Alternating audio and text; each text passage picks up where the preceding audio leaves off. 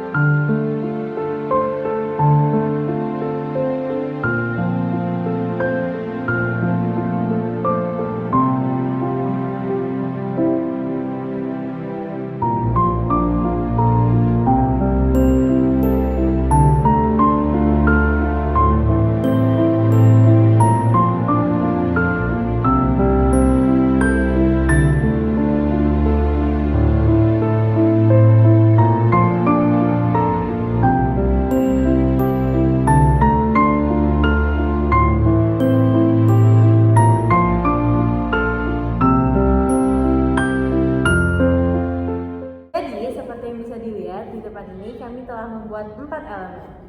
Jadi dari 4 elemen ini kita 2 dari Candi Muara Takus.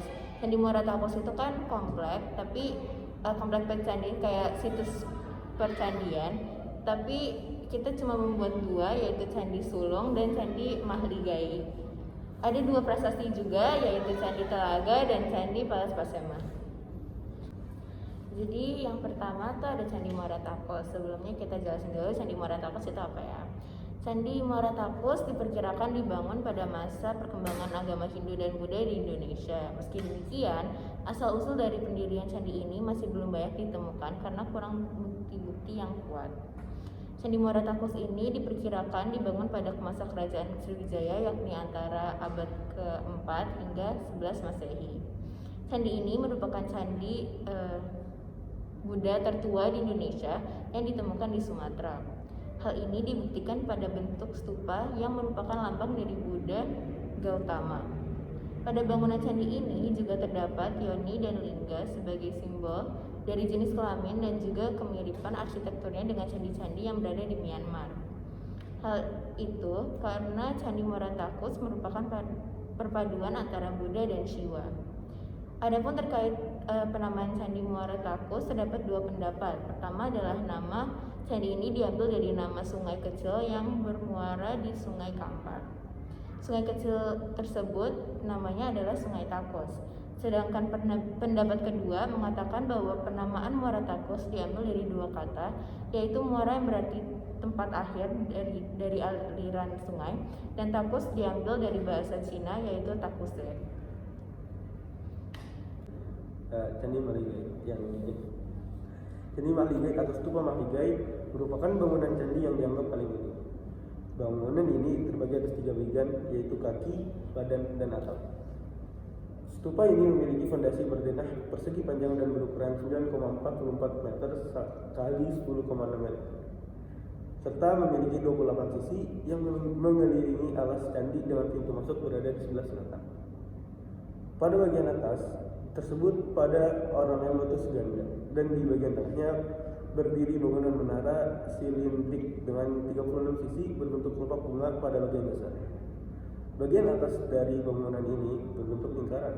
Menurut Schnittger, dahulu pada keempat sudut fondasi terdapat 4 arca singa dalam posisi duduk yang terbuat dari batu andesit.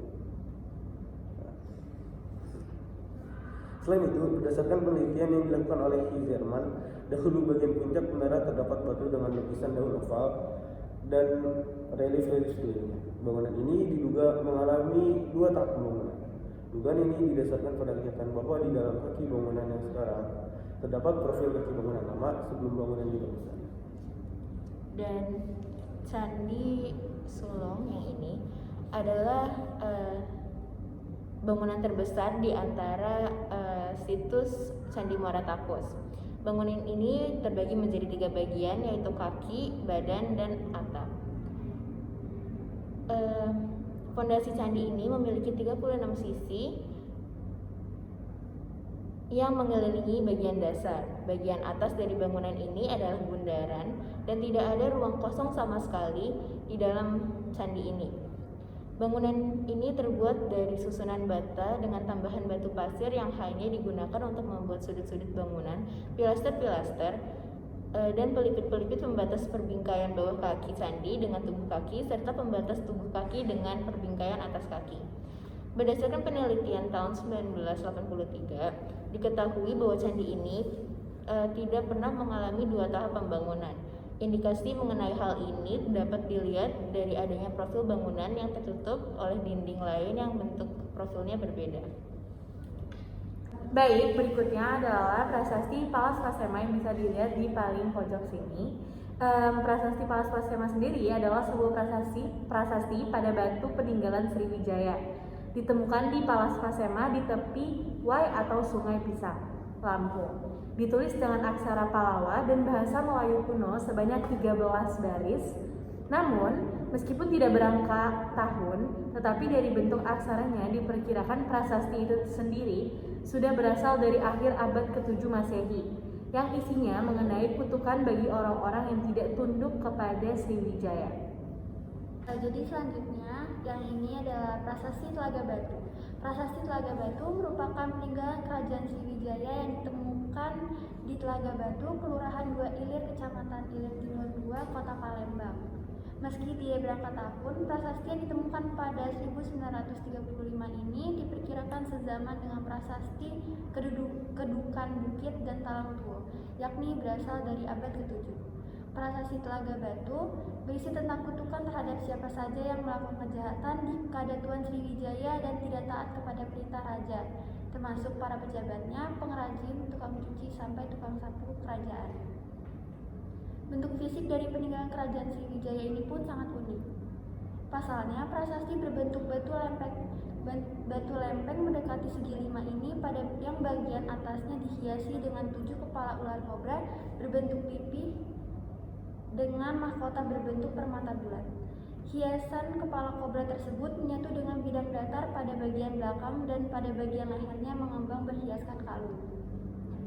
Sementara pada bagian bawah prasasti Telaga Batu terdapat cerat atau pancuran seperti pada yoni, benda persegi 4 yang bagian tengahnya berlubang dan di salah satu sisinya terdapat cerat untuk mengalirkan air. Terima kasih telah menyaksikan, semoga informasi dari kami bermanfaat. Wassalamualaikum warahmatullahi wabarakatuh.